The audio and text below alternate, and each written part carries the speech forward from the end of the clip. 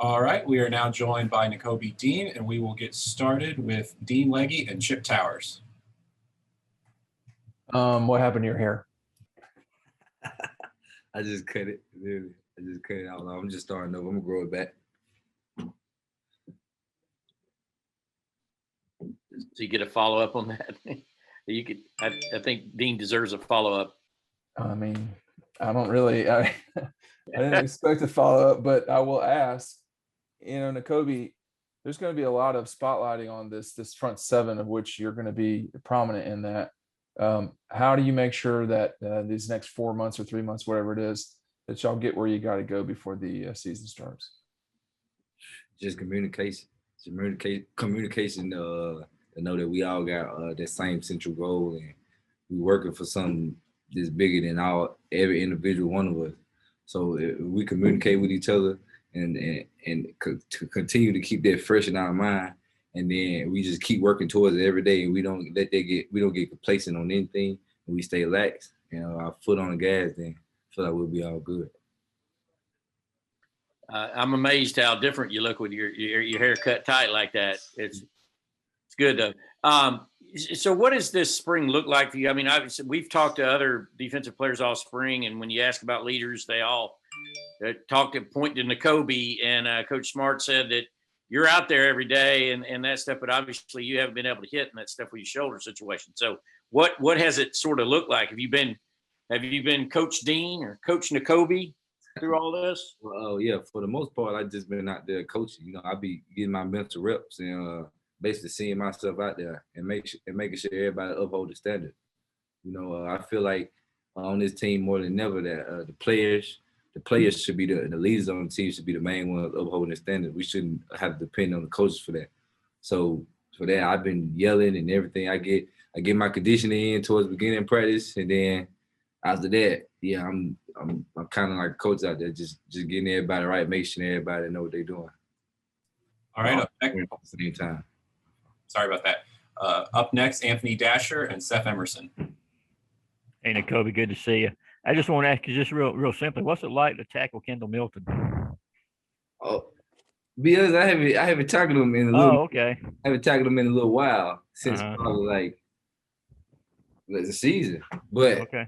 He is a big back. He probably the biggest. But I mean, I tackle everybody the same. I want to come hit everybody just the same. Kobe, let me follow up on Kendall. I guess you got to play against him last year on defense. This year, kind of watching a little bit. Where does he fit in? What's his skill set compared to other guys in the tailback room? Well, our running back room is crazy. The guys to have that collective of guys that got with that much talent is just crazy. It's hard to see, like, you don't know who gonna play because it's just so much talent and everything they do. So it's like it's just crazy how much talent and ability they have in their room. All right, up next, Mike Griffith and then Mark Weiser. Nakobe, I know early on you said you were working to get more vocal a couple of years. Obviously, you've grown into that. So will you be making all the calls that Monty Ray made last year? And do you play the same position you did last year, or do you slide into Monty's spot, or how does that work out? At backer, both of the inside linebacker spots should be interchangeable. So definitely, the older you get, the more you should learn. You should learn how to play both of them. So basically, wherever they need me to be at, if I have to play my spot or Monty's spot, last year was times that me and Monty had switched. So it's not really two different spots. You just got to learn both of them, learn defense. Kobe, I know you've had maybe more time to look at other levels of the defense since, you're not going through every drill. In terms of cornerback, can you assess kind of what you've seen from Amir Speed and Jalen Kimber individually? Oh yeah, they have definitely been working. The whole DB side of the ball has been working. It's been a battle. It's a big competition to see definitely who's gonna step up after we had them two guys leave like this past year. So it's been a battle to see who's gonna step up and fill them shoes and not just them, but everybody has been like working towards that battle. I'm excited to see that battle continue. Thanks. All right, let's go with Connor Riley and then McGregor Rowland. Hey, Nakobe, what was your reaction when you found out Jordan Davis was coming back, and what have you seen from him this offseason and spring? Oh yeah, of course when I found out Joe was coming back, it brought a big smile on my face. I had to call him, well, not call him, but text him, basically know that, yeah, like I'm glad he coming back. Basically, I had to let him know that I'm glad he coming back, and him just not just his playing ability, but his leadership and how he like get those other guys on the front going. Also, that was just great. And what was the other question? Just what have you seen from him this spring? Oh, same thing I've seen from this whole time I've been here. I didn't catch him when he was a freshman. I wasn't here yet, so it's just been dominance and basically more leadership, a step of leadership this spring, definitely. Hey, Nakobe. I was just wondering, Kirby has mentioned the need for better tackling on the defensive side, and I was just wondering, what have you and your fellow linebackers specifically been focusing on in order to further make yourselves a better tackling defense?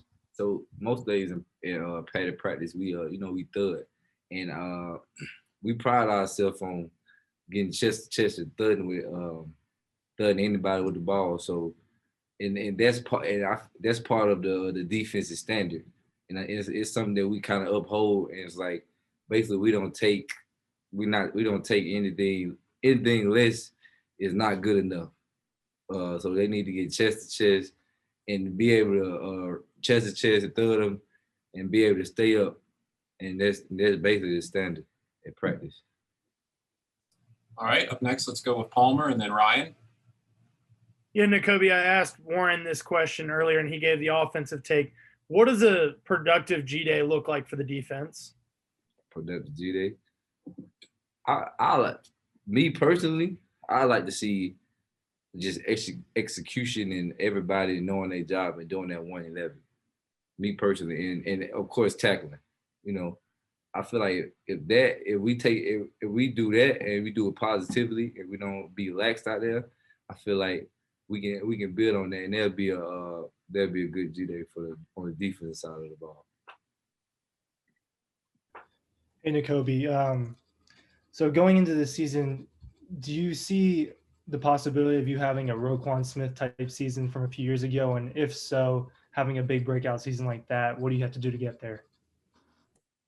I gotta work like I always do. I feel like I gotta work harder. I feel like definitely with my just having to not being able to have my spring to work like I want to, and when I am like clear to do everything, I gotta work just as harder to get everybody else on board and myself mentally, physically, emotionally, and like everything. I feel like I gotta work harder to accomplish the goals I want to go accomplish and with the team. All right, we got time for one more question from Jake Rowe. Yeah, Nakobe, you've played a lot of football with Quay Walker, and guys are kind of looking to fill out that rotation.